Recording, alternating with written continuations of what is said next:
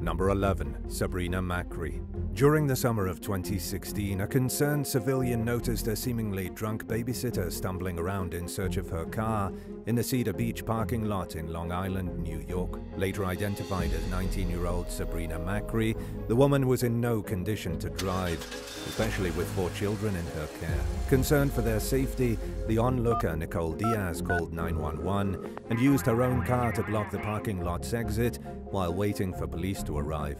Diaz later told CBS New York that MRE insisted that she was fine, even though it was obvious that she wasn't. The Good Samaritan said that she decided to block the exit when she saw MRE trying to leave, saying there would have been some kind of accident. MRE allegedly berated the responding officers as they took her into custody, saying, "So what if I had a few drinks? That's what people my age do." She was charged with multiple crimes, including driving while intoxicated, child endangerment, and possession of a controlled substance.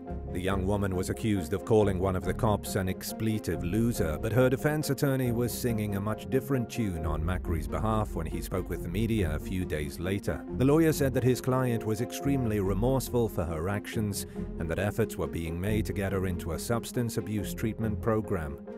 In the meantime, MRE agreed to obey an order of protection banning her from going near the children she was accused of endangering. Number 10. Rebecca Orborn. When men met up with an Ohio prostitute named Rebecca Orborn, they expected to hand over some cash in exchange for intimacy, but instead they got drugged, robbed, and sometimes killed by the 33-year-old. At least 4 men died, and one narrowly escaped with his life throughout 2023 after meeting with Orborn, and police believe that there may be more victims who have yet to come forward or be discovered. According to authorities, Orborn targeted her first known murder victim at a motel in Columbus in January of 2023 by sneaking fentanyl into his crack pipe. The man overdosed, and Orborn took off with his belongings. Similar deaths occurred at least 3 more times between then and late June. But a man who was victimized in December 2022 survived. Law enforcement began investigating after receiving a tip that Orborn was drugging and robbing her clientele. Orborn allegedly confessed to several of her crimes, but she's officially pleaded not guilty. She faces 28 different charges, including 4 counts of murder, 4 counts of involuntary manslaughter, 5 counts of robbery, 5 counts of felony assault, 1 count of tampering with evidence, and 9 drug-related counts. The investigation into Orborn's suspected crimes appears to be ongoing, and authorities have urged anyone with information to come forward. Number 9. Darti, the murderous housemaid. 23-year-old Darti, who only goes by one name, was treated well by the family she worked for as a maid in Singapore's Telok Kurau community. Her boss, a wealthy 59-year-old businesswoman named Siao Kim Chu, was known for being a kind employer with an easygoing personality. But when Darti grew homesick and began missing her partner, she became desperate to return to her home country of Indonesia, which she'd left due to a lack of economic opportunities. But moving back to Indonesia and staying there would require 2 things Darti didn't have: money and a realistic way to financially support herself. She wanted to open a business, but she needed a way to fund the startup costs and was willing to take the money by force if necessary. On a June evening in 2016, Darti attacked Siao with a knife in the master bathroom of the home. Siao's husband, 57-year-old Ong Thiam Soon, overheard the commotion and rushed upstairs to see what was going on. When he entered the room, Darti charged at him with the 2 knives she'd just used to kill his wife. Ong fought back and was able to subdue Darti despite being stabbed in the neck. He bound Darti's hands, forced her outside, and then called out for help. A trio of Good Samaritans who were passing by helped restrain Darti until the police arrived and took her into custody. In the meantime, Ong underwent emergency surgery for his stab wounds and ultimately survived his injuries.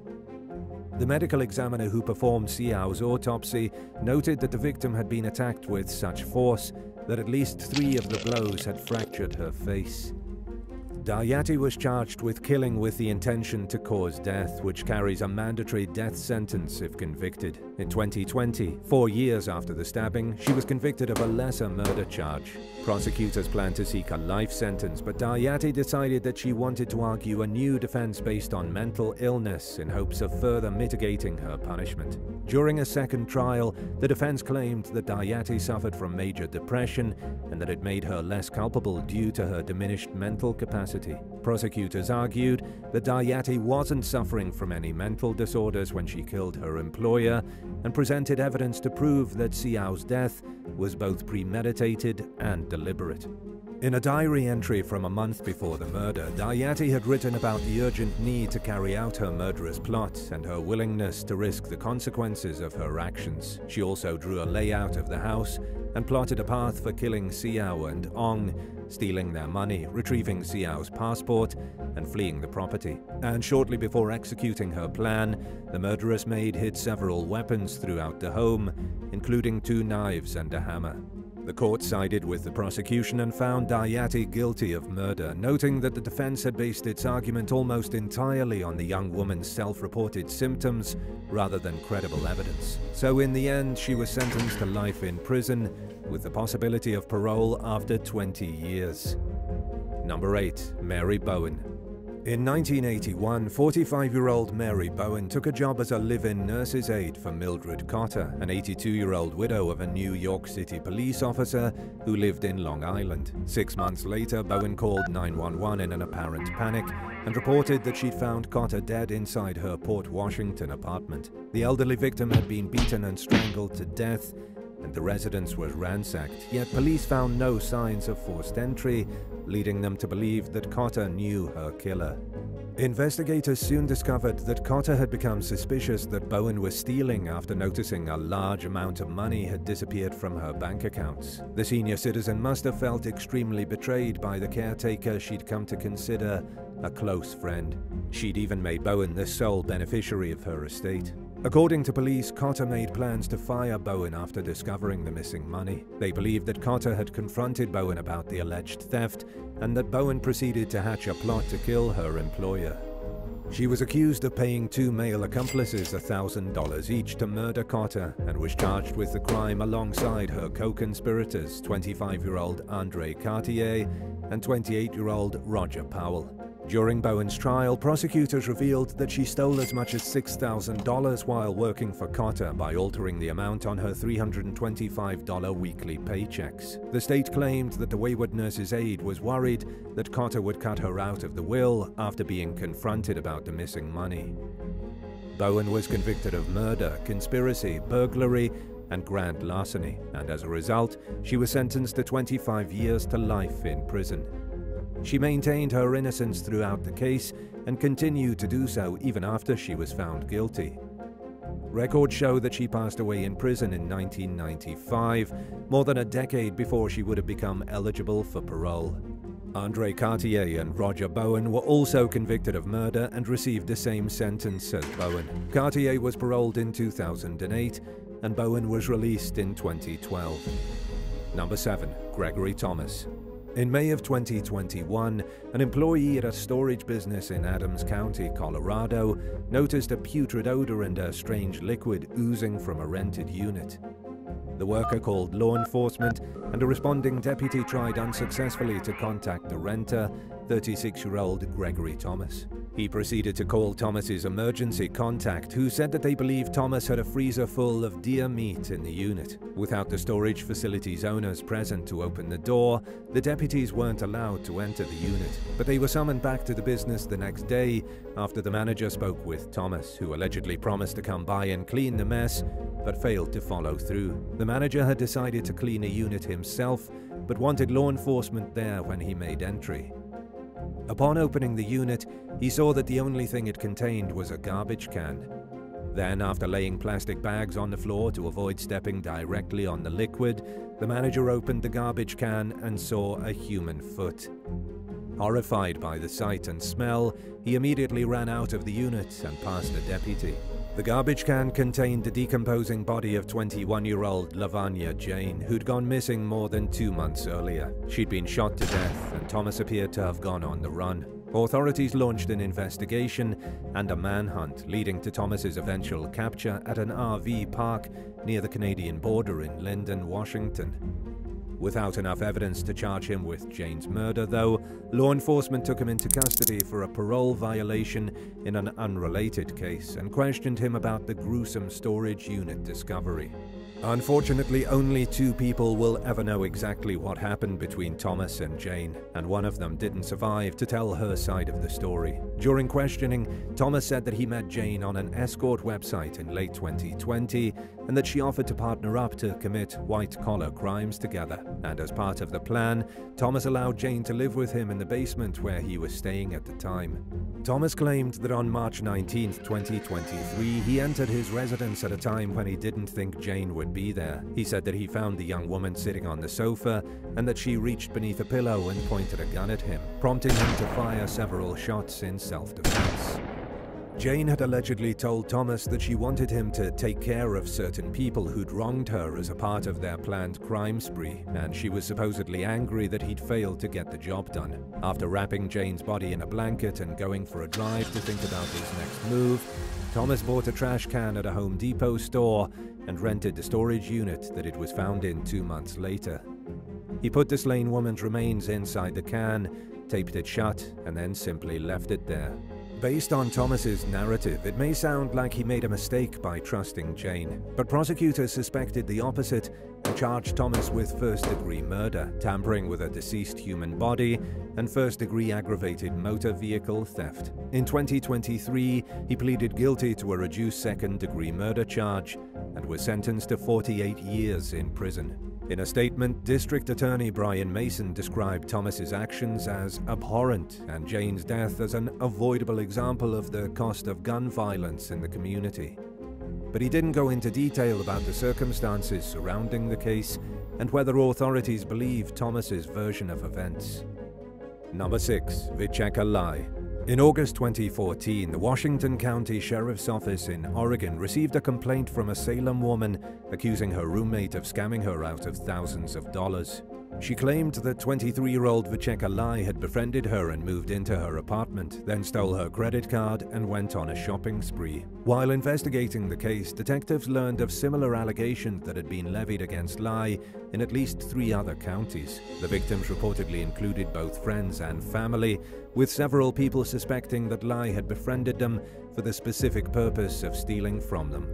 Speaking with ABC's 2020, aspiring pastry chef Taylor Nunes said that Lie approached her at a fundraiser in Portland earlier that year and showered her with compliments. Lie allegedly implied that she was connected with famous people and that she had a lot of money. Nunes noticed that Lie overdid it with the flattery, but her new friend also acted genuinely caring and was always there for her, including when the young woman's dog died, and soon enough, the 2 women grew so close that they decided to get an apartment together.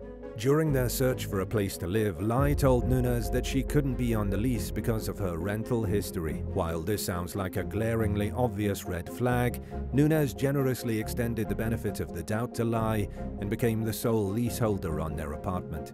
Shortly after moving in together, Nunes noticed that $400 worth of unauthorized charges had been made to her credit card and that her expensive hair straightener had vanished. Around the same time, she noticed that Lie had a suspiciously large amount of money in her possession and that she was spending it like crazy. The next day, Nunes discovered a number of items missing from the place where she hid her valuables, including bank cards, her social security card, and $13,000 cash.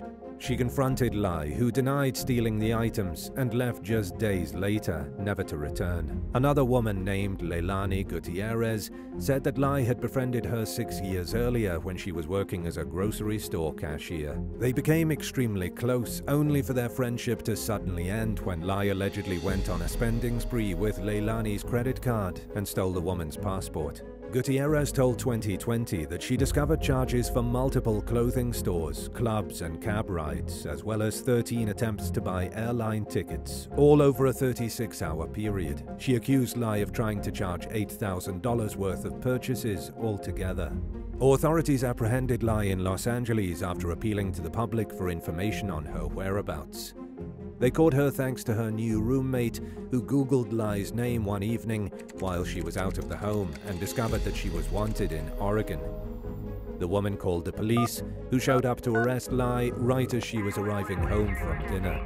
According to law enforcement, Lyle had continued to scam people after moving to LA while pretending to be a Nike employee. Her thieving lifestyle started at least 3 years before her arrest, and she'd recently been accused of stealing a car from her own sister. Oddly enough, news about the case went quiet shortly after her arrest, and she's remained out of the spotlight ever since. Unfortunately, it's unclear if she was convicted of any of the criminal charges she faced. Number 5. Blair Anthony Watts. 43-year-old Jennifer Brown's family immediately knew something was wrong when she failed to pick her son up from his school bus stop in Montgomery County, Pennsylvania in January 2023. They soon learned that Brown's friend and business partner, 33-year-old Blair Anthony Watts, had already reported her missing. He was also the last known person to see Jennifer alive and spoke with a local news station about how stunned he was by her disappearance. Police found Jennifer's car in her driveway with her keys, wallet, purse, and work phone inside. Knowing that most people don't leave their houses without these items, investigators suspected foul play. And their fear only grew when cadaver dogs detected the scent of human remains in vehicles driven by Blair Watts. Brown and Watts were planning to open a restaurant together later that month, and Brown had paid her agreed share of $14,000 to Watts before her disappearance. According to authorities, Watts continued to pester Brown for money to pay for repairs and equipment at the building they were planning to rent. But unbeknownst to Jennifer, Blair had been denied a lease and hadn't paid any money toward the property. Bank records showed that on the day Jennifer vanished, someone transferred an additional $17,000 of Brown's money into Blair's bank account. Detectives grew even more suspicious of Watts after finding Brown's cell phone in his possession. Meanwhile, Watts told the press that he was sick of being poked at and claimed that he had nothing to do with his friend's disappearance. Several weeks after Brown went missing, police searched a wooded area in Rayford, where Watts had been tracked using cell phone data and surveillance footage from less than 2 days after she vanished. They found her body partially buried in a shallow grave behind an industrial complex. The medical examiner ruled that Jennifer was most likely asphyxiated and classified her death as a homicide. Watts was charged with Brown's murder, but pleaded not guilty and adamantly maintained his innocence. Prosecutors described Watts as a broke narcissist whose life was unraveling from financial ruin at the time of the murder. Defense attorney Benjamin Cooper called the case circumstantial at best and said that he planned to fight for his client's innocence. In December 2023, a jury found Watts guilty of first-degree murder, which carries a mandatory life term in Pennsylvania. He insisted to reporters that he was innocent as he was being led out of the courtroom, but it remains unclear whether he plans to appeal the case. Number 4. Jasmine Vasquez. During the summer of 2018, a 26-year-old Florida woman named Angela Caligari contacted Orlando-based news outlet WFTV with a plea for help clearing her name after a childhood friend stole her identity and got her falsely convicted of multiple crimes. Caligari discovered that she had a criminal record after receiving a subpoena in the mail ordering her to attend an upcoming court date. The culprit, whose real name is Jasmine Vasquez, had been caught stealing from a Target store in Sunrise. When police asked for her identity, she gave them Caligari's name, birth date, and a previous address that Caligari had lived at years earlier.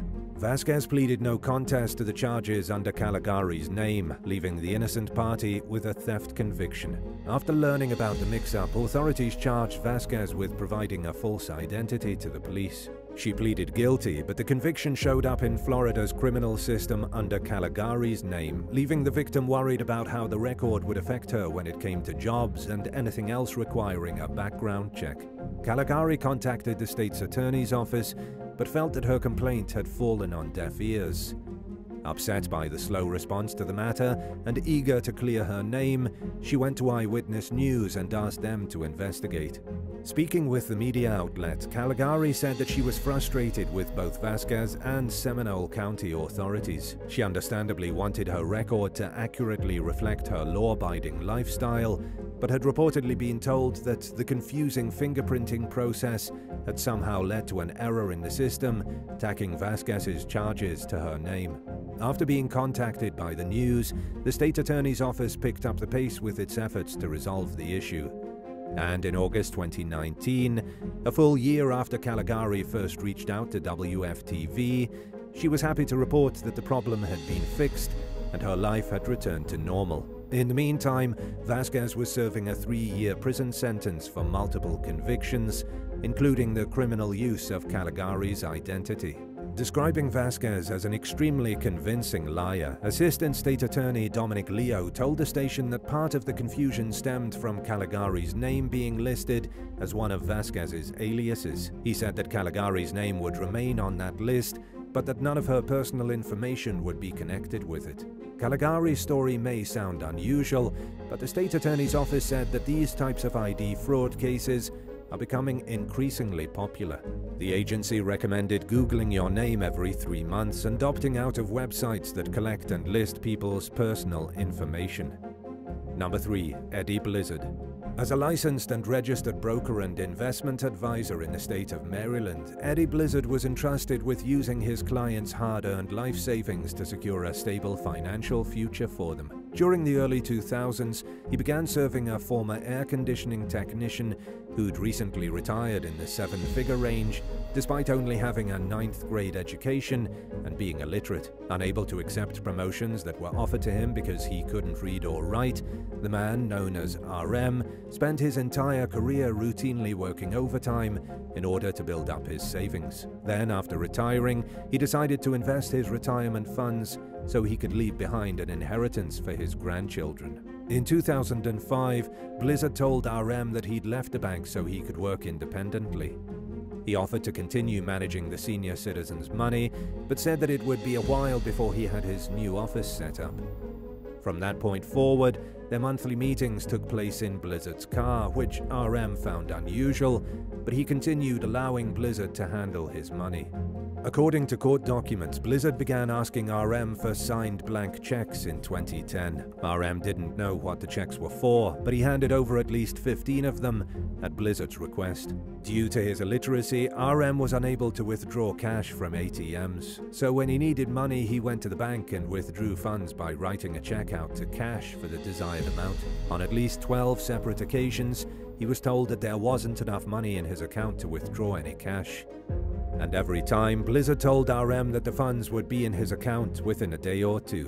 Believing his money was protected, RM never asked Blizzard why he kept running into problems at the bank. He finally realized he'd been robbed clean in 2019 when he tried withdrawing money at the bank and was once again told that there wasn't enough money in his account.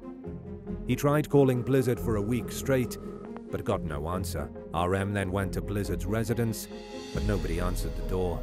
While there, he received a voicemail from Blizzard stating that the neighbors complained about RM banging on the door. He said that all of RM's money was gone and that he was in a psychiatric hospital after having a mental health crisis. The following month, Blizzard emailed RM's son claiming that he'd lost his father's money through bad investments. He apologized and said that he couldn't go into too much detail because he was being monitored. RM's family got the law involved, and investigators failed to find any evidence that Blizzard was hospitalized as he claimed.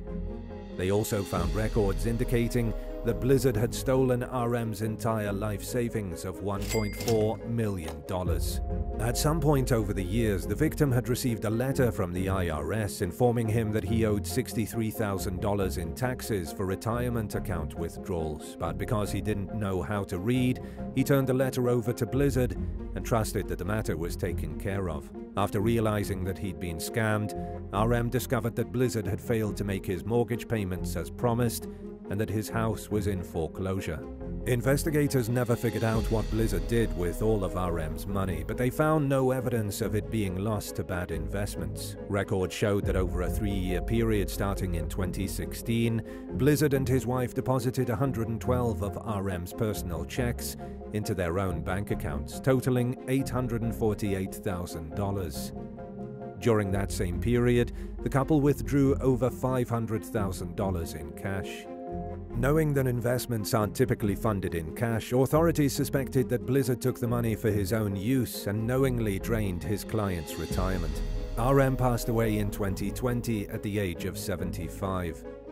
In December 2023, Blizzard pleaded guilty to bank fraud in federal court as part of a plea agreement. He will be required to pay over $1 million in restitution, but he may not get around to paying it anytime soon. Blizzard faces up to 20 years in prison and is scheduled to be sentenced in April 2024. Number 2. Ashley Wright. Numerous innocent people's lives were upended in Knox County, Tennessee in 2017 when a local middle school teacher named Ashley Wright stole their identities and racked up large debts in their names. She allegedly targeted mainly close friends and family members, including her mother-in-law, 2 neighbors, and 3 colleagues. Authorities charged her with multiple crimes in August of that year, and she was suspended from her teaching job while the matter played out in court. In one case, Wright was accused of obtaining a credit card using her sister-in-law's information and charging $3,900 worth of purchases to the account. The victim testified in court about Wright's extravagant spending habits, which dated back to their high school years. According to the victim, Wright blew through a trust fund and turned to stealing in the years leading up to the identity theft cases. Wright also tried obtaining a loan using her brother-in-law's information. The brother-in-law would later tell the court that Wright never apologized for her actions, which left him with financial issues that took countless hours for him to resolve. Wright's neighbor and his wife also gave victim impact statements describing how the defendant made $3,000 in unauthorized charges in the husband's name and how the fraudulent activity could have jeopardized his job. They accused Wright of going to elaborate lengths to deflect suspicion away from herself, including by telling the couple that she'd seen someone stealing their mail.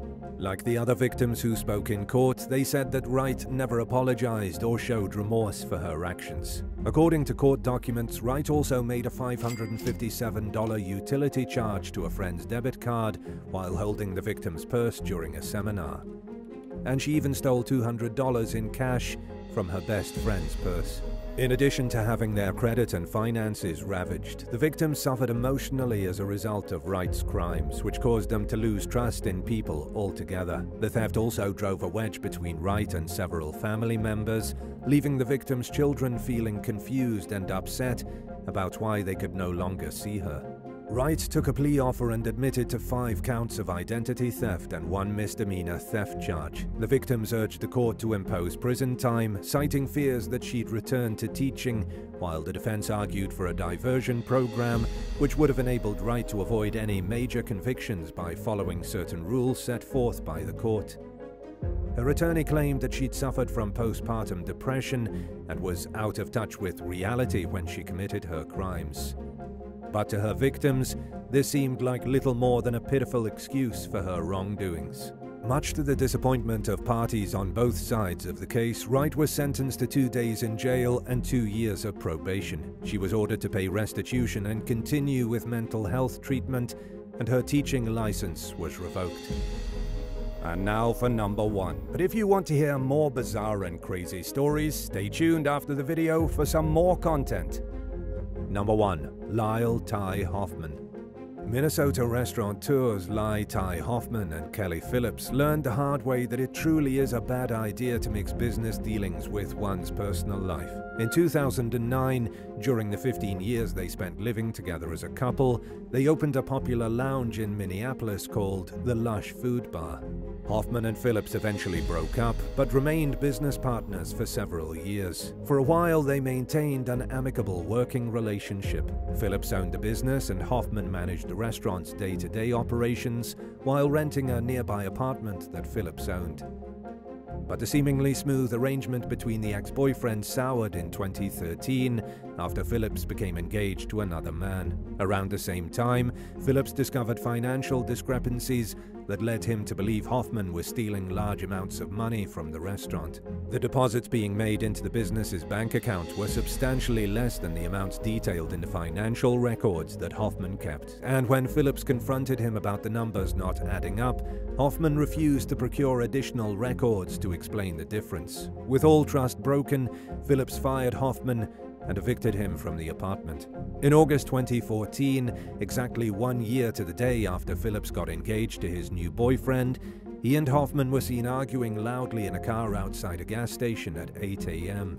Witnesses saw Phillips exiting the car and trying to run away as Hoffman pulled a .45 caliber pistol out and fired it twice. As Phillips lay dying on the ground, Hoffman stood over him and fired several more shots, as if to make extra sure the victim was dead. He then got back into the car and ran over Phillips's body as he sped away from the scene. The BMW that Hoffman fled in turned out to be stolen and was found abandoned shortly after the murder. 3 weeks later, Hoffman robbed a bank in Blaine and was seen in various places, including the Mall of America and a casino in Shakopee. He was finally apprehended outside an Arby's restaurant a month after the murder. During questioning, Hoffman claimed that on the day of the murder, the car he was driving had broken down outside the gas station. He said that he and Phillips just happened to cross paths by chance and that they got into an argument after he asked his ex for a ride. It's unclear, though, whether or not he had an explanation for how he managed to drive away in the supposedly broken down car. Hoffman pleaded guilty to a state charge of second-degree murder and a federal bank robbery charge. He received a 25.5-year prison sentence for the murder charge, with the requirement to serve at least 17 years behind bars. In addition, he was ordered to serve a 5-year sentence for the bank robbery, which he's serving concurrently with his murder sentence. 8. Kirsten Blaze Lobato. Kirsten Blaze Lobato endured nearly 16 years of wrongful imprisonment before she was finally exonerated. Convicted of murder at age 18 in 2001, she was sentenced to 45 to 100 years in prison. But Lobato's ordeal finally ended when the Innocence Project took on her case, leading to her release. In May 2001, while visiting friends in Las Vegas, Lobato defended herself from an attacker in a budget suites parking lot. She used a knife and shared the incident with friends and family. Then, in July, a man named Deron Bailey was found dead and mutilated in a bank parking lot. And Lobato was implicated due to her earlier account of self-defense. Police, mistakenly linking her story to Bailey's murder, questioned Lobato, who was 3 hours away from Las Vegas at the time of Bailey's death. Misunderstanding their intention, she had no inkling they were charging her until days later. Lobato's witnesses weren't able to give a record of her whereabouts on the night of the crime. And as a result, she was found guilty of Bailey's murder in 2002. Her initial conviction was overturned in 2004 due to a defense oversight. But a second trial in 2006 still resulted in a conviction. In 2016, though, the Innocence Project intervened, employing forensic entomologists to re-examine the case. They determined that Bailey had died on July 8, 2001, and that Lobato had been in Panica, Nevada during that time, 160 miles away, 258 kilometers. And based on this evidence, all charges against her were dropped. Exonerated on December 29, 2017, Lobato's journey to rebuild her life began. Supported by Michelle Ravel, her boyfriend's mother during the original trial, Lobato started anew in Las Vegas. Also, the Innocence Project and Glam for Good gave her a makeover, instilling her with confidence as she re-entered the workforce. Despite her strength, the psychological scars from her incarceration ran deep, often leading to moments filled with anxiety. In an email to Today, Vanessa Potkin from the Innocence Project emphasized the hidden emotional toll Lobato bore after her release. During an interview with Today, Lobato reflected on her experience and offered a message of hope to others facing similar situations. She advised staying strong, believing in oneself, and persevering even in the darkest moments. Lobato's story serves as a testament to resilience and the potential for justice to eventually prevail. 7. Richard Phillips. Starting in 1972, Richard Phillips spent over 45 years wrongfully imprisoned for a murder he didn't commit, making him one of the longest-serving wrongfully convicted individuals in the United States. But after another man confessed to the murder, Phillips was exonerated and released in December of 2017. Michigan Attorney General Dana Nessel announced that Phillips would receive $1.5 million in compensation for his time behind bars, as per the Michigan Wrongful Imprisonment Compensation Act, and according to his lawyer, Gabby Silver, the compensation isn't subject to taxation or attorney fees. The $1.5 million covers approximately 3 decades of Phillips' imprisonment, accounting for his time served on an armed robbery conviction as well. Also, efforts are ongoing to clear his name of the armed robbery charge, potentially leading to further compensation. Phillips, now 77, was wrongfully convicted at 27 for a murder he had no involvement in. He was sentenced to life without parole in 1972, and despite maintaining his innocence and refusing to admit guilt, he endured years of incarceration, missing out on the world evolving around him. But then, in 2010, Richard Palumbo, another man that was incarcerated for the same murder Phillips was convicted of, claimed during a parole hearing that Phillips had absolutely nothing to do with the murder. From there, the University of Michigan's Innocence Clinic ordered a transcript of the hearing, then went on to prove Phillips' innocence over the next 7 years. After his release in 2017, Phillips began rebuilding his life, using his passion for painting to combat loneliness and maintain hope. His artwork, which includes watercolor paintings of diverse themes, became a source of income during his imprisonment. While Phillips is content with his freedom, he plans to use the compensation to purchase a small home and enjoy life's simple pleasures, despite the years of hardship, and doesn't harbor any anger for the people who put him behind bars. Richard Phillips' story is a testament to the resilience of the human spirit in the face of injustice. Enduring over 4 decades of wrongful imprisonment, Phillips' eventual exoneration brought him a glimmer of hope to an otherwise grim tale, as he emerges from the shadows of a life stolen by false accusations. His determination to rebuild, his passion for art, and his pursuit of simple joys stands as a beacon of strength and inspiration. Phillips' journey is a stark reminder of the flaws in the justice system and the importance of fighting for truth, while his unyielding spirit offers hope for a future where justice is upheld and lives aren't needlessly shattered. 6. Sidney Holmes. After more than 34 years behind bars for an alleged armed robbery that he didn't commit, Sidney Holmes was released from prison in Florida in March of 2023. The state re-examined his 1988 armed robbery case and found reasonable doubts about his guilt, leading to his exoneration. The case's prosecutor, Broward County State Attorney Harold F. Pryor, stated that a comprehensive reinvestigation revealed inconsistencies in Holmes' conviction. Holmes, now 57, expressed his overwhelming emotions upon his release, emphasizing his Christian faith's principle of forgiveness and moving forward. The original incident involved Holmes being accused of driving 2 unidentified men who committed a gunpoint robbery outside a store, and the car he was accused of driving allegedly belonged to one of the male victims. Convicted by a jury in 1989, Holmes was sentenced to an astonishing 400 years in prison, despite prosecutors requesting a staggering 825 years. Holmes had previously been convicted of armed robbery in 1984 for 2 separate incidents and was considered a habitual offender during his 1989 trial. But in 2020, he reached out to the state attorney's Conviction Review Unit, CRU, and claimed he was innocent. The CRU uncovered that there was no substantial evidence linking him to the crime, aside from a flawed identification, which likely resulted from unreliable photo and live lineup practices used at the time. The state attorney's office also highlighted the shock expressed by the Broward Sheriff's Office deputies involved in the original investigation, at Holmes' excessively harsh sentence and long incarceration.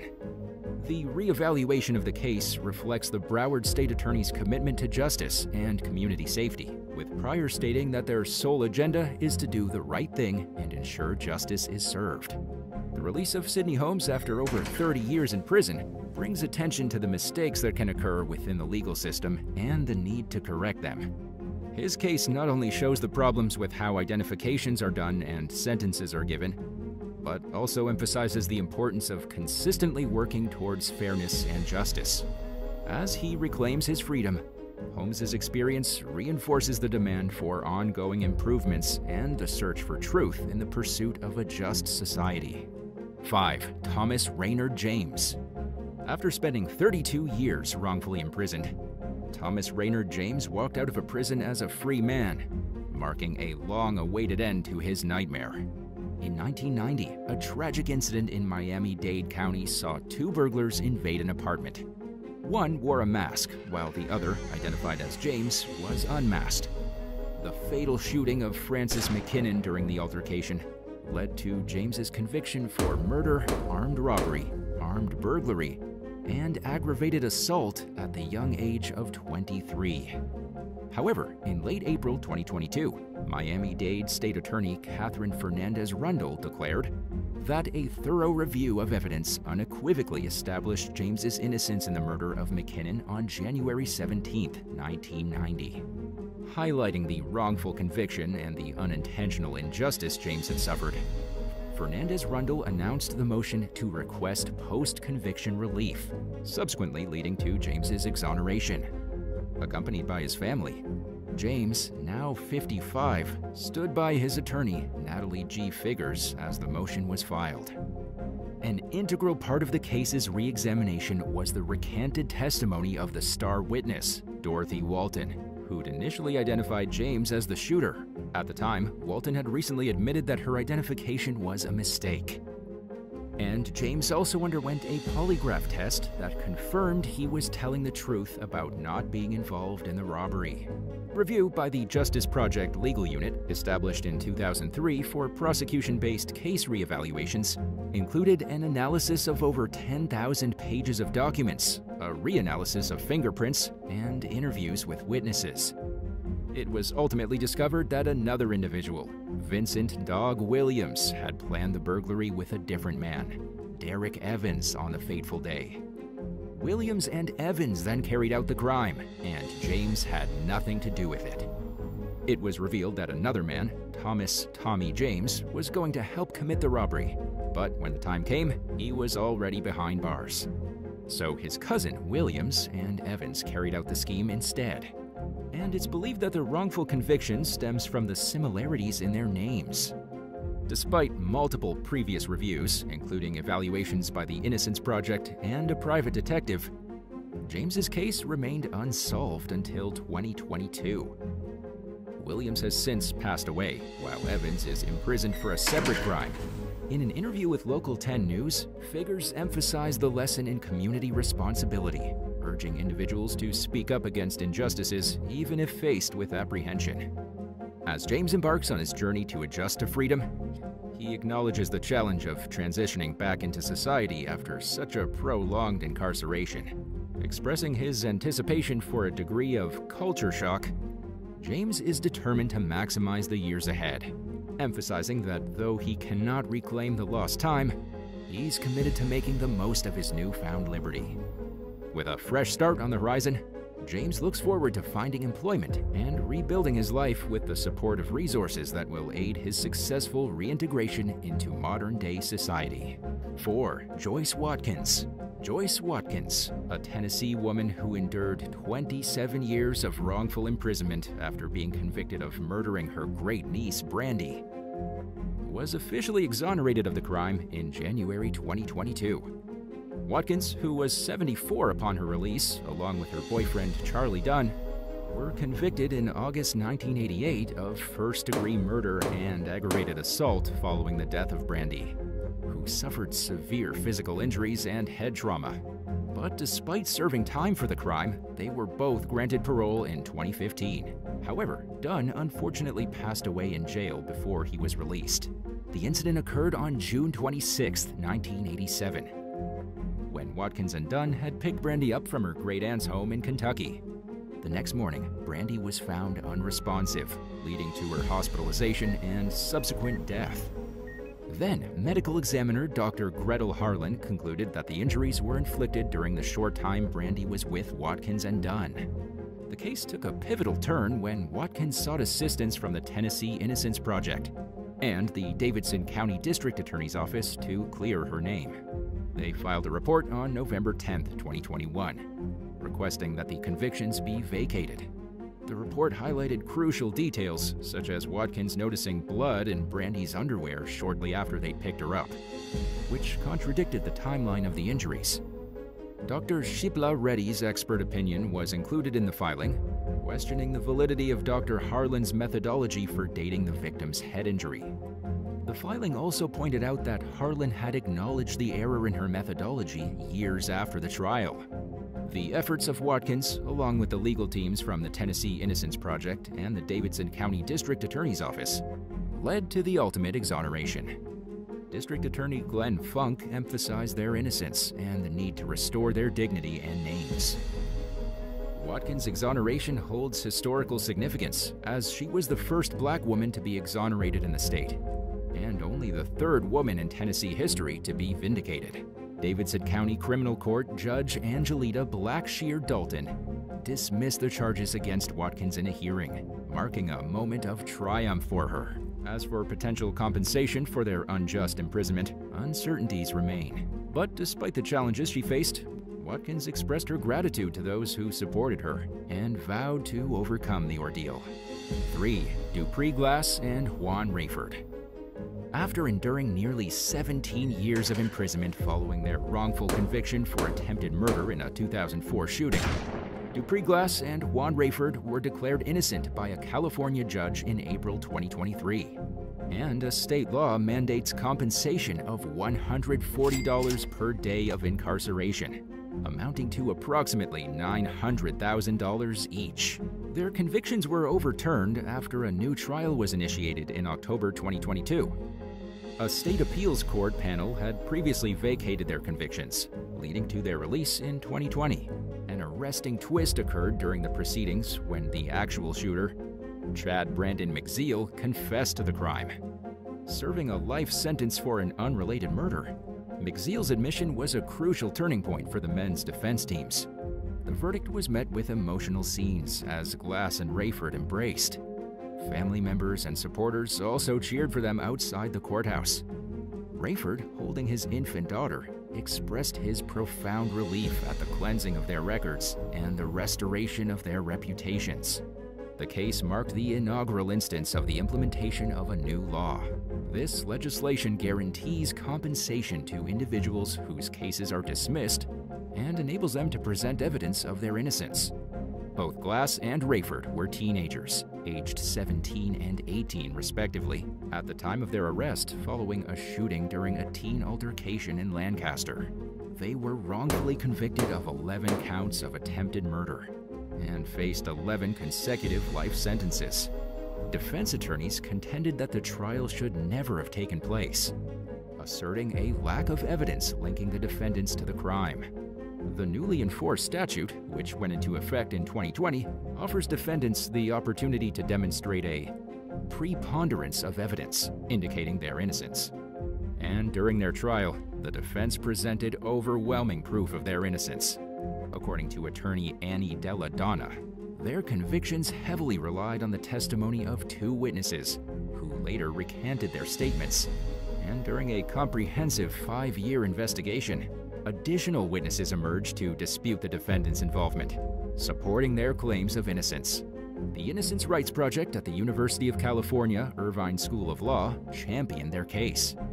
36-year-old Glass and 37-year-old Rayford now lead lives as Walmart drivers, and Rayford's high school sweetheart stood by him during his incarceration. The judge's definitive ruling marked a monumentous occasion. Eric Dubin, a defense attorney, anticipates that the State Victims Compensation Board will grant each man the deserved compensation in compliance with the new law. Furthermore, the defense intends to pursue legal action against the state, county, and district attorney's office for wrongful prosecution. The significance of this exoneration extends beyond Glass and Rayford, illustrating the critical role of legal reforms in correcting miscarriages of justice and reinforcing the principle of innocence until proven guilty. 2. Kevin Strickland. Kevin Strickland was wrongfully imprisoned for over 42 years after being convicted of murder in June of 1979. But in November 2021, he was released by a Missouri judge. The release was granted following a motion filed by Jackson County prosecutor Jean Peters Baker, under a recently enacted state law that allows local prosecutors to seek the release of prisoners they believe to be innocent. Strickland was implicated in the 1979 Kansas City triple murders, but there was no actual physical evidence linking him to the crime. 2 other men convicted of the murders later identified different participants, excluding Strickland's involvement. The sole eyewitness who testified against him stated that she'd been coerced by the police into falsely implicating him. Judge James Welsh, in agreement with Peters Baker, declared Strickland's conviction as undermined by clear and convincing evidence presented during his innocence hearing, leading to its dismissal. Strickland was tried twice for the murders. His first trial ended in a deadlock, and he was subsequently convicted by an all-white jury in his second trial. Strickland's case was propelled into the public eye through an investigative series by the Kansas City Star in 2020. The Jackson County Prosecutor's Office conducted its own investigation, subsequently concluding that the new evidence dismantled the case against him, deeming him factually innocent. Despite his release, Strickland, now 64, grapples with a range of emotions. While speaking with reporters outside the Western Missouri Correctional Center, he said that he's not necessarily angry. He said he feels joy, but that he also feels sorrow and fear, and that he's trying to figure out how to put them together. He also expressed a desire to contribute to criminal justice reform efforts and prevent similar injustices from occurring in the future. The case against Strickland rested heavily on the testimony of an eyewitness who later recanted her statements. Additional witnesses emerged to contradict the conviction, including the actual perpetrators who named other participants, excluding Strickland. Missouri passed a new law in 2021 allowing local prosecutors to file motions for the release of potentially innocent prisoners, which Peter Baker invoked. Strickland's release marks the first case to be heard under this new law. Notably, the Missouri Attorney General's office obstructed these efforts, opposing Strickland's exoneration. Strickland's prolonged wrongful incarceration, spanning over 4 decades, stands as one of the longest in U.S. history. Although he won't receive compensation from Missouri, his case serves as a powerful reminder of the complexities and imperfections of the criminal justice system, prompting calls for reforms to ensure the rights and innocence of all individuals are upheld. And now for number 1. But if you want to hear more bizarre and crazy stories, stay tuned after the video for some more content. 1. Michelle Murphy. In September 2014, Michelle Murphy was exonerated by a Tulsa court with the approval of Tulsa District Attorney Tim Harris. The exoneration comes after new DNA evidence and previously undisclosed information were brought to light, strongly indicating Murphy's innocence in the murder of her infant son. Recent DNA testing of crime scene evidence pointed to the involvement of an unidentified male as the actual perpetrator. And during the legal proceedings to represent Murphy, her lawyers unearthed additional evidence affirming her innocence, which the prosecution had been aware of during the trial but hadn't disclosed to the defense. During her most recent trial, her lawyer, Charisse O'Carroll, stated, "Today marks a long-awaited moment for Michelle."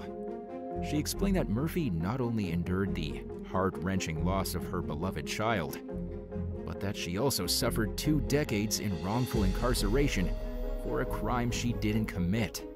Almost 20 years ago, on September 12, 1994, Murphy's 15-week-old son was tragically stabbed to death. At the time of the murder, Murphy, who was only 17 years old at the time, was in her apartment with her infant son and another child. She discovered her child's lifeless body in the kitchen after waking up. subsequently seeking assistance from a neighbor and alerting the police to the situation. Murphy was convicted of the crime in 1995, primarily based on what's now known to be a coerced confession.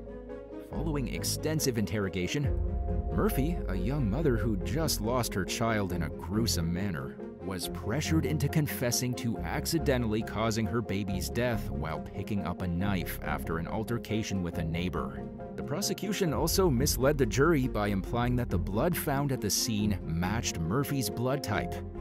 But in a significant turn of events, DNA testing of crime scene evidence was ordered by the court on April 9, 2014. The court also mandated additional discovery in the case. And just prior to being called as a witness to testify about the blood evidence, Tim Harris moved to overturn Murphy's conviction on May 30, 2014. And afterward, the court ordered Murphy's release from prison. Barry Scheck, co-director of the Innocence Project, affiliated with Cardozo School of Law, expressed concern over the conduct of the prosecution. He stated that he was troubled by the prosecutor's claim that there was blood from Murphy at the scene, even though he had documents in his files that proved the blood couldn't have come from the defendant. Following her release, DNA analysis of a blood stain on a curtain positioned between the living room where Murphy was sleeping and the kitchen where her son's body was found revealed that the blood belonged to an unidentified male. And this finding was pivotal, as it directly contradicted the prosecution's narrative. In a recent court proceeding with Harris's consent, an order was issued to dismiss the charges against Murphy with prejudice based on compelling evidence of her actual innocence. Number 19, Stanton Pi. In September 2016, the body of a missing 62-year-old man named Luis Martinez was found face down in a burn pile near a cemetery in Antioch, Texas. According to an affidavit, the discovery came after 56-year-old Lori Stone Perry called the Smith County Sheriff's Office and reported witnessing a murder about a week earlier. She claimed that she saw 37-year-old Rebecca Bond shoot Martinez multiple times. Perry admitted to breaking down the rifle, while Bond and a third suspect, 52-year-old Stanton Pi, disposed of the victim's body. Police arrested Perry and Bond that night. They also captured Pierce after a vehicle and foot chase, followed by a 2-day manhunt. Bond allegedly admitted to shooting Martinez, although authorities have never revealed her motive. She was charged with murder, while Pierce and Perry faced charges for tampering with evidence. Stanton Pierce pleaded guilty to 2 counts of tampering and was sentenced to 40 years in prison. At his sentencing, the judge noticed that he was shaking his head back and forth, and when he was asked why he was doing it, Pierce said, "I never wanted this to happen. I'm just ashamed." He also mouthed the words, "I'm sorry," toward news cameras while being led out of the courtroom. Rebecca Bond took a plea deal and was sentenced to 50 years for murder, while Lori Perry received a 15-year sentence for tampering or fabricating physical evidence with intent to impair a human corpse. Number 18. People smugglers near the border. In late February 2023, a Zavala County deputy discovered a woman and child in the trunk of a car during a traffic stop. The driver was arrested on a smuggling charge, and the people in the trunk were turned over to Border Patrol. Zavala County is near the Mexican border, so it's nothing new for authorities to catch people transporting undocumented immigrants. Just 2 months after the car trunk incident, in April 2023, a truck pulling a horse trailer led deputies on an early morning chase after refusing to pull over for a traffic stop. When the truck finally pulled over, people began running from the horse trailer, and in the end, 25 undocumented migrants were detained. While helping people escape dire situations in hopes of pursuing a better life is an honorable cause, people smuggling is exploitative, dangerous, and sometimes deadly, especially for the migrants themselves. And for the smugglers, this means facing more serious criminal charges and consequences than someone who's caught with migrants who aren't suffering or dying. In September 2022, Zavala County deputies found 2 men sweating profusely and having difficulty breathing in the trunk of a car, and it was discovered after the fact that they were suffering from heat exhaustion. The driver and passengers of the vehicle were charged with felony smuggling of persons in the likelihood of causing serious bodily injury or death. These types of crimes also jeopardize the safety of both the public and law enforcement. In April 2023, a Texas Department of Public Safety trooper chased after a driver who refused to pull over for a traffic violation. The pursuit reached dangerously high speeds of up to 120 miles per hour before another officer attempted to lay a trap to deflate the suspect's tires.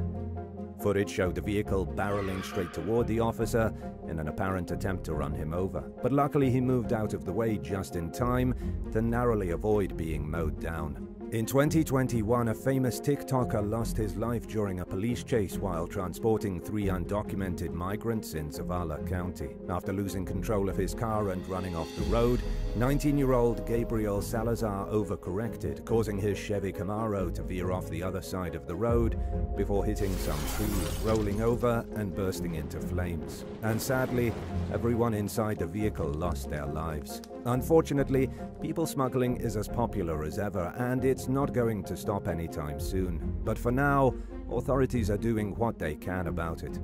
Number 17. San Antonio Stolen Shark.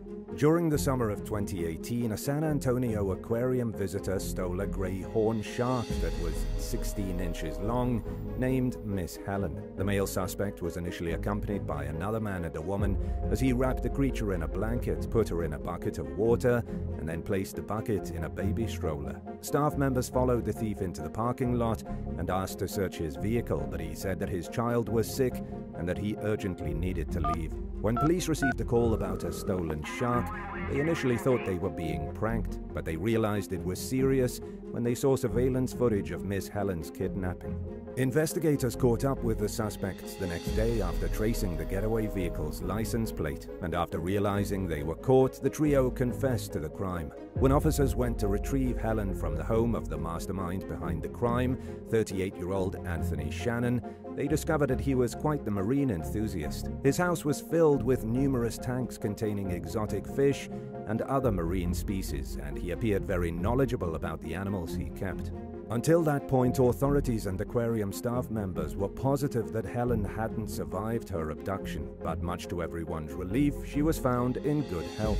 Shannon initially tried to show law enforcement a fake receipt for the purchase of Miss Helen, but the police were quick to notice that the receipt had been doctored. Shannon eventually admitted to the theft and reportedly said that he stole Helen because he was trying to replace one of his sharks that had passed away.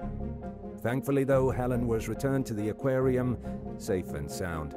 Shannon was charged with felony theft in the shark stealing case.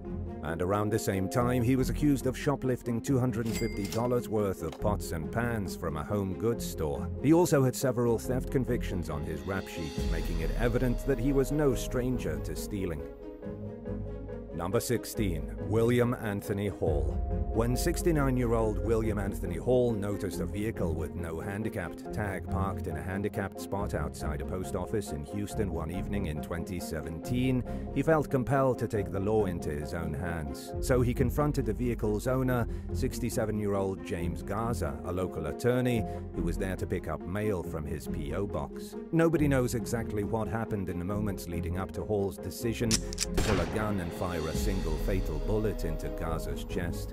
Hall claimed that Garza got physical with him and that he feared for his life. But that couldn't have been true, according to prosecutors, who argued that a bullet hole in Garza's mail proved that he was holding it rather than pushing Hall around when he got shot. People often think of Texas as a free-for-all when it comes to the use of guns, but this isn't the case, according to Assistant District Attorney Mary McFadden, who used the case as an opportunity to make it clear that a license to carry a gun isn't a license to kill. And she at least got her point across in court, because Hall was convicted of murder and received a 20-year prison sentence for the crime.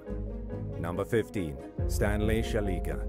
Most people visit strip clubs for a good time with no strings attached, but every now and then customers develop unhealthy feelings for dancers. It happened to a 22-year-old dancer from Fort Worth named Abigail Abby Saldana in 2021 when she began to fear that a regular customer at her workplace was stalking her. Then, just a few months later, she was killed. On the night of October 26th, Saldana was found murdered in her bullet-riddled car within view of her place of employment, Rick's Cabaret. Investigators quickly learned that she'd complained to her family, friends, and colleagues about an obsessed customer named Stan harassing her. Identified as 54-year-old Stanley Saliga, the alleged stalker claimed in several Instagram posts that he and Saldana had been enjoying each other's company since July of 2021. He said that he saw a future with the young woman and that he paid her thousands of dollars over the course of their interactions, only to be lied to and taken advantage of. Saliga also accused Saldana of being involved in a high-end prostitution ring. About 2 weeks before her murder, Saldana had found a tracking device on her car, and as the harassment continued, she told her friends and family that she was scared. According to investigators, a license plate reader picked up Saliga's truck passing through an intersection just seconds after Saldana's car, and just 17 minutes later, Saldana was killed. Additional surveillance footage allegedly shows Saliga's truck repeatedly driving past Saldana's apartments before the murder. Saliga initially agreed to meet with the police at a certain time to discuss the case, but he never showed after he called and claimed that a family member had died, and when our SWAT team showed up at his door at 11:30 p.m., he refused to exit his home. He was eventually apprehended with a self-inflicted wound to his neck that required medical treatment. And based on the available records, Saliga remains in custody without bond amid the ongoing case. Number 14, Charles Bryant. A 24-year-old college student named Jackie Vandergriff was found brutally murdered at a park in the town of Grapevine in September 2016. And surveillance footage from local bars showed a man named Charles Bryant striking up a conversation with Jackie just hours before her death. At the beginning of the investigation, detectives crossed paths with Bryant's recent ex-girlfriend, 18-year-old Caitlin Mathis. She later told 48 Hours that within weeks of dating Bryant, she began to see red flags. Mathis described her ex's behavior as manipulative and narcissistic, and she said that when she ended the relationship just weeks before Vandergriff's death, Bryant refused to accept that it was over. He was arrested 3 times for showing up at the young woman's college, and she ultimately filed for a restraining order against him. On the day Vandergriff's body was found, Bryant contacted Mathis in violation of the restraining order. This was actually what landed him at the police station in the first place, giving authorities the opportunity to question him in connection with Vandergriff's murder. Bryant initially claimed to have no memory of the night Vandergriff died, and he insisted that he didn't even know who she was. But he eventually gave a detailed account of the crime, including details only the killer would know. During a search of the suspect's home, police recovered the large military-style knife that he had used to stab Vandergriff to death. They also found a receipt from 4:43 a.m., just 2 hours before the victim's body was found, and were able to connect it with surveillance footage of Bryant buying a shovel and cold medicine. A trash bin outside the suspect's home contained a satchel with Texas Woman's University printed on it. It was Vandergriff's college, and the bag matched one that she was seen carrying on her last night alive. Plastic zip ties with blonde hair in them were also found in the garbage can, and DNA testing confirmed that the hair belonged to the victim. Inside Bryant's vehicle, police found a cell phone battery that they believed belonged to Vandergriff, as well as a stun gun with her DNA on it. And between the suspect's confession and the physical evidence, it was enough to charge the suspect with murder. Investigators theorized that Bryant took his anger over his ex-girlfriend's rejection out on Vandergriff. His defense attorney argued that Vandergriff died of accidental asphyxiation during consensual intimacy, and that his client panicked and tried to dispose of her body because he was afraid of getting in trouble. But in the end, Bryant was found guilty and was sentenced to life in prison. Number 13, William George Davis. Staff members at a hospital in Tyler, Texas, were baffled when patients began experiencing mysterious complications while recovering from heart surgery in 2017. It happened to at least 11 people over a 7-month period, leaving 6 of them dead. The patients were all in stable condition and were expected to recover when their conditions suddenly worsened. Doctors finally realized what was going on when they looked at CT scans that showed air in the victims' brains. The most likely explanation for how it happened was by someone deliberately injecting oxygen into the patient's venous systems or their arterial lines. Surveillance footage showed a nurse named Will Davis exiting rooms just minutes before the complications began, and in one incident, he stood at his station doing nothing while an alarm went off in a room of a patient he'd just treated. A search of his computer later revealed that he'd researched the effects of injecting air into a patient's line well in advance of his his crimes. Davis was charged with capital murder in early 2018. However, his lawyer argued that his client was simply in the wrong place at the wrong time and that the evidence didn't necessarily point to foul play.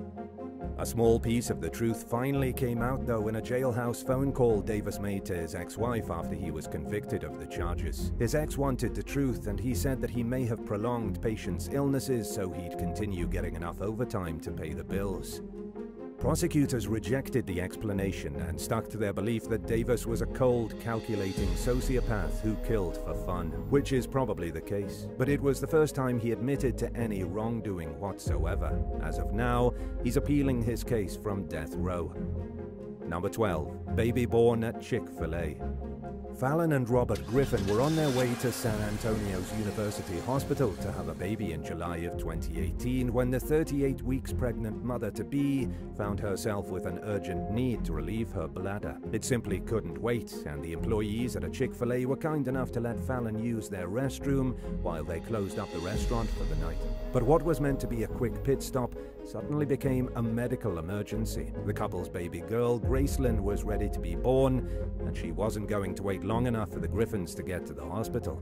Robert coached his wife as she gave birth on the bathroom floor, while an employee named Brenda Enriquez called 911. Enriquez stayed on the line with the dispatcher to answer questions and take advice on how to handle the situation. But by the time paramedics arrived, Gracelyn had already entered the world. She was born with her umbilical cord wrapped around her neck twice, but thanks to her dad, it was quickly removed and she was perfectly healthy. In a Facebook post that quickly caught the attention of news outlets across the country, Robert described how Chick-fil-A employees brought warm towels into the bathroom to keep the baby warm while they waited for an ambulance.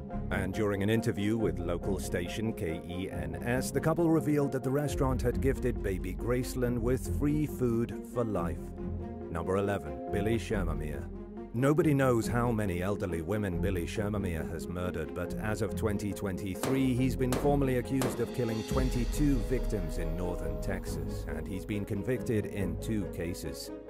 It's also unclear when Shermamere killed his first victim, but he flew under the radar for years. The accused serial killer was caught in 2018 after a woman survived an attack. Someone had also recently filed a suspicious person complaint in the area in reference to Shermamere. Police soon zeroed in on him as the prime suspect in a series of murders that had recently occurred in the area and set up a sting at his apartment in Dallas. While performing surveillance on Shermamere shortly before his arrest, investigators saw him throwing a jewelry box into a dumpster, and it was labeled with the name Lyle Tha Harris. And when officers went to the woman's home, they found her dead. At this point, the investigation into the possible extent of Shermamere's past crimes was just beginning. Detectives began reviewing past cases involving the deaths of elderly women and missing jewelry and compared them to Shermamere's phone records. Altogether, they connected him in 24 possible murders, and as a result, he was charged with 22 counts.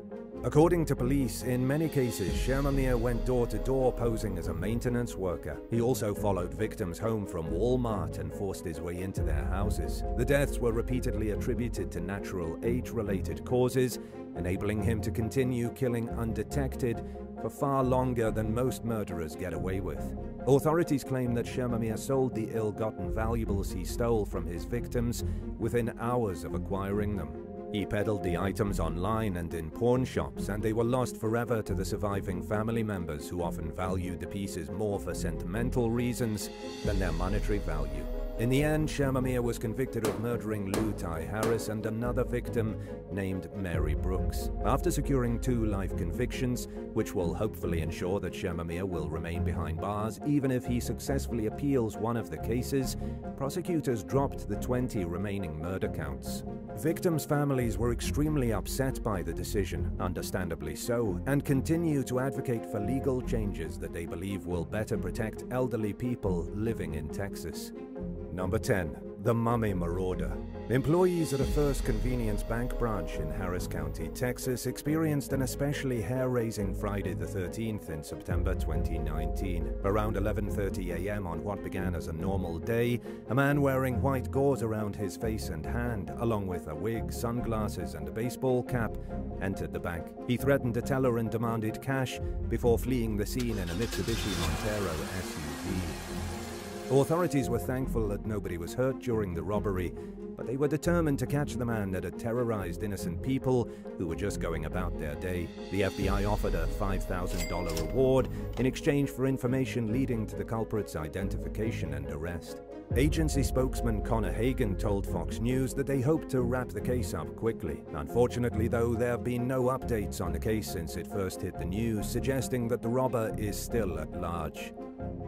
Number 9. Monkeypox patient brings virus to US.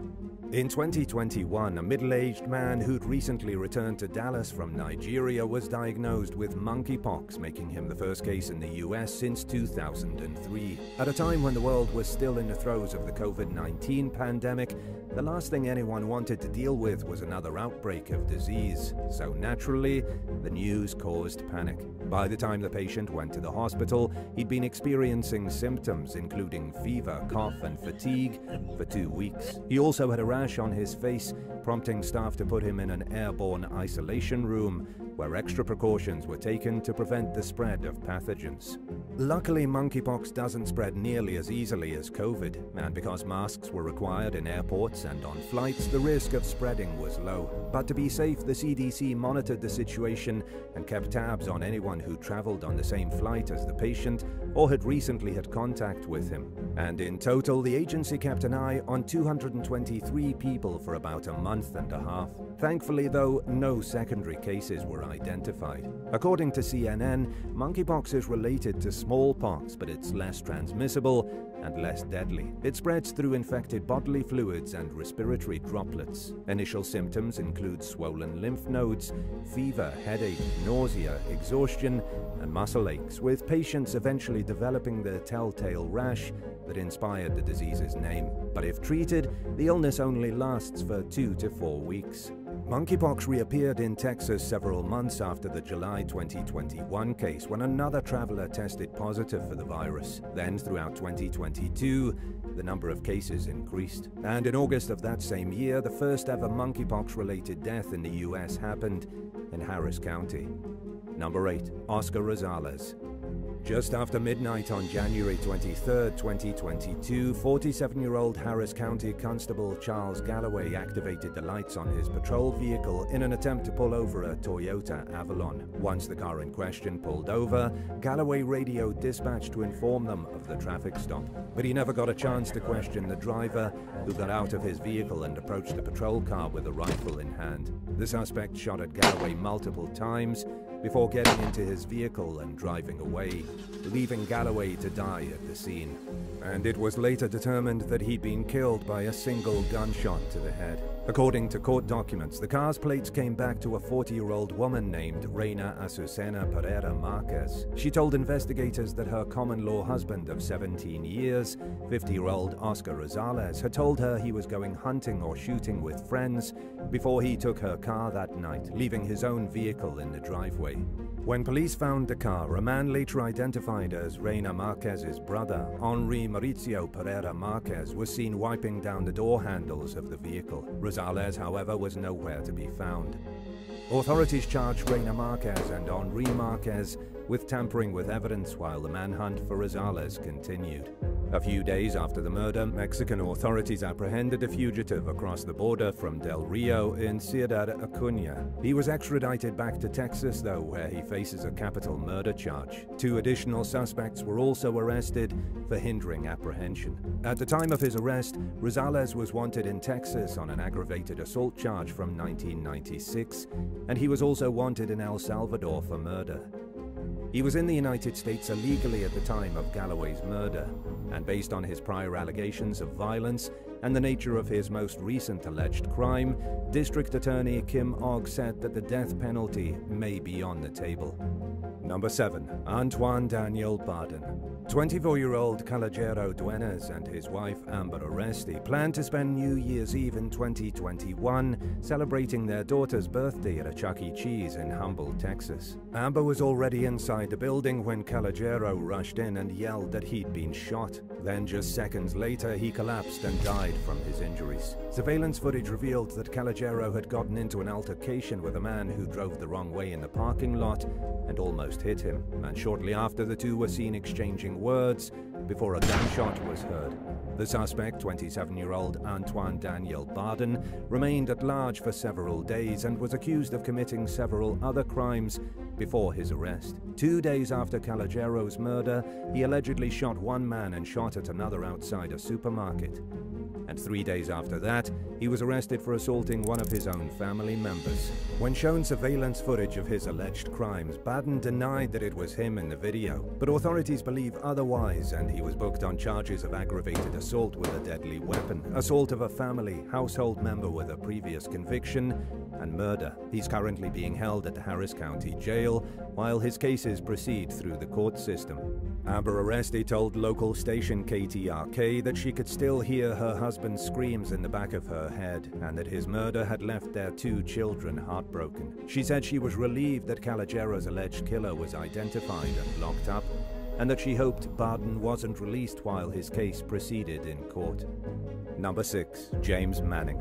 A Dallas family was terrorized by sudden violence in 2020 when the father of the household shot his wife and kids in cold blood. According to an affidavit, 57-year-old James Manning, who's also listed as James Webb in some documents, began arguing with his wife, 35-year-old Victoria Bunton, at around 10 a.m. He had a headache that morning and said that the couple's teenage sons, Zyquan and Isaac, were being too loud. And while the details of how the situation escalated are unclear, Manning allegedly pulled a gun at some point and shot Victoria at least twice before turning the gun on his children. He waited about an hour before he contacted the police using an emergency medical alert device.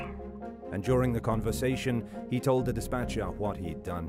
When police arrived at the scene, Manning allegedly told them that he got sick of his family members yelling and telling him that nothing was wrong with him, so he shot them. And as a result, he was charged with capital murder. Victoria's sister, Barbara McGee, told CBS News that the family never saw Manning's behavior as threatening, and as far as they knew, he'd never harmed Victoria or their sons in the past.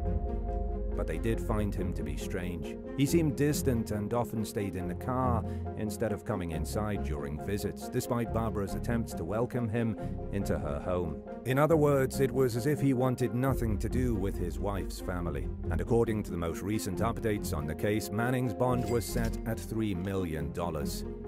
Number 5. Kevin Accorto. 33-year-old Janae Gagnier, known to her 3 million followers as Mercedes Moore, was both a dancer and a model. She eventually became popular enough on social media to make a living entirely from paid partnerships with sponsors.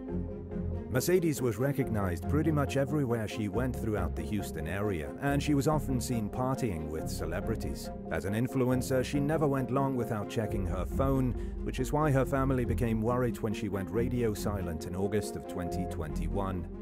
And after waiting to hear from her with no luck, her father, Mark Gagnier, went to her apartment to check on her. But when Mercedes didn't answer the door, he kicked it in. What he saw next could perhaps be described as a parent's worst nightmare.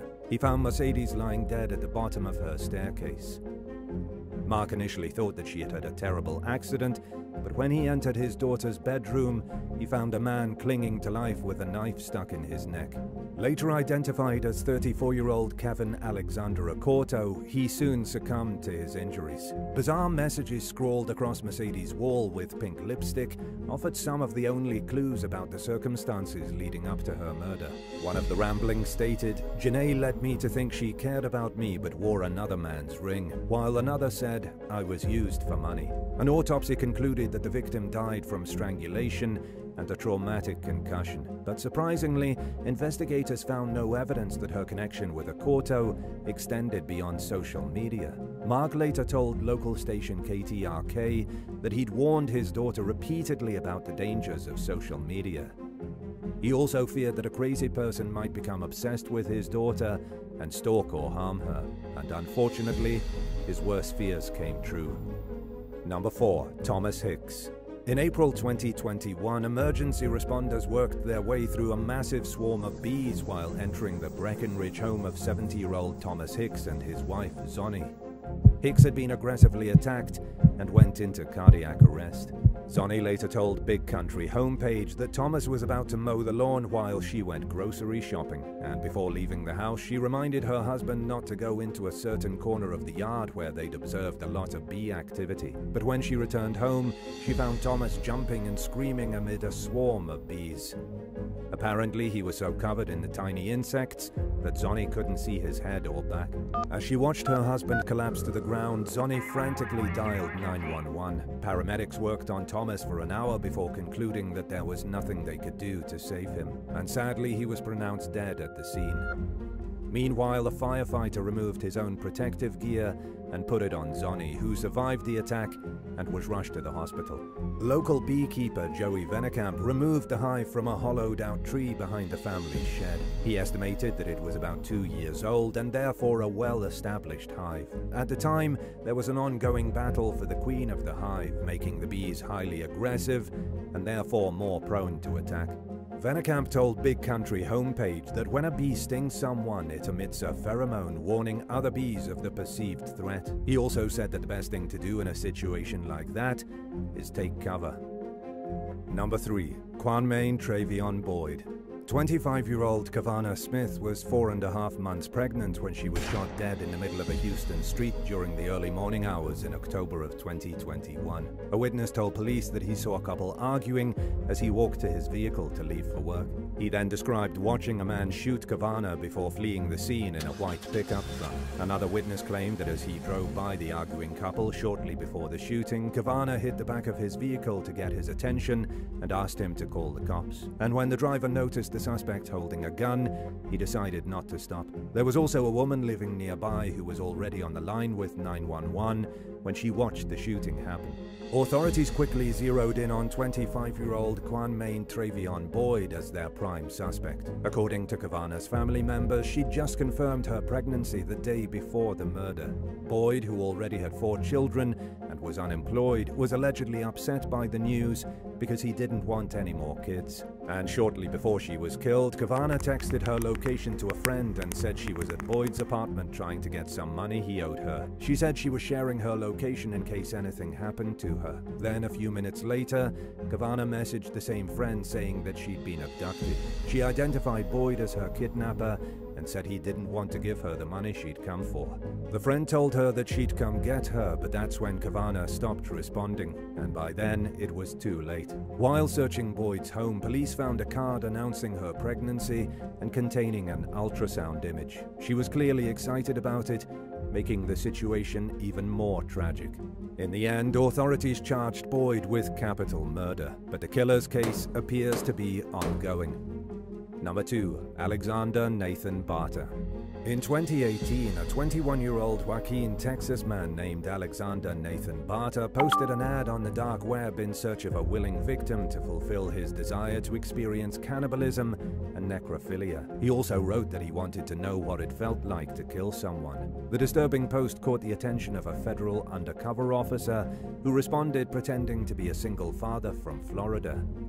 And over a 10-day period, the parties exchanged messages regarding Barter's desire to assault, kill, and eat the agent's teenager. Barter showed up at the designated meeting spot with a knife, trash bag, cell phone, and tablet, and by all appearances he planned to follow through with his horrific fantasy. Thankfully though, instead of meeting with an unsuspecting victim, he was nabbed by law enforcement. He was hit with a slew of federal charges, but ended up taking a plea deal and admitting to 2 child exploitation charges in exchange for 2 20-year sentences. The defense urged the judge to impose the sentences concurrently, while the prosecution called for the sentences to run consecutively. Much to the relief of anyone who believed Barter needed to be locked up for as long as possible, the judge imposed the sentences consecutively, which amounts to a total of 40 years behind bars, followed by lifetime supervision.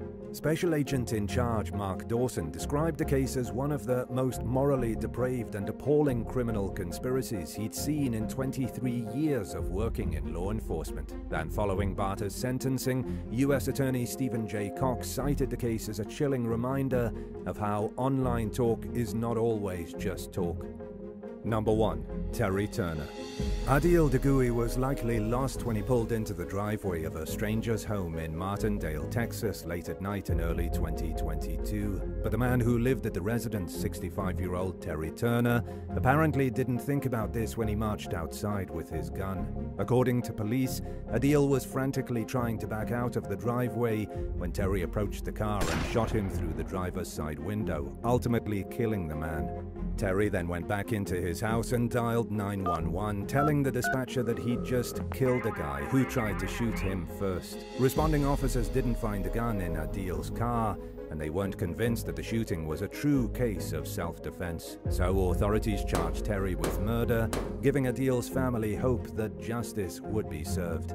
But now they're not so sure. More than 2 years later, the case still hasn't gone to trial, and Terry remains free on bond, leaving the victim's loved ones feeling increasingly convinced that he'll never be held accountable for Adil's death. The victim's family told local station KXAN that they've lost faith in the American justice system. Caldwell County District Attorney Fred Weber said that it's normal for murder cases to take 2 to 3 years to process through the court system. He further explained that this is often the case even in the absence of a COVID-related backlog of cases. Weber told KXAN that his office had been keeping Adil's family up to date on the progress of the case and that he hoped to get it in front of a jury as soon as possible. But as things currently stand, the case is slated to go to trial sometime in the fall of 2023. Would you feel more betrayed by a friend who agrees to house sit while you're away and steals your valuables, or someone who airs your dirty laundry on social media after promising never to do so, even in the event of a falling out? Let us know in the comments down below. And if you enjoyed this video, be sure to leave a like and subscribe to the channel. Thank you so much for watching, and we'll see you in the next one. Bye.